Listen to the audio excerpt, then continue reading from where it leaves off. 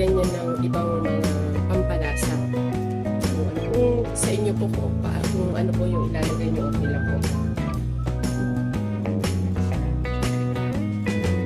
Depende po sa inyo kung lasa mo. Kaya po, ilagay niyo po kung lasa sa inyo. Kaya na po mga kabugto, okay na po, ilalagay na po natin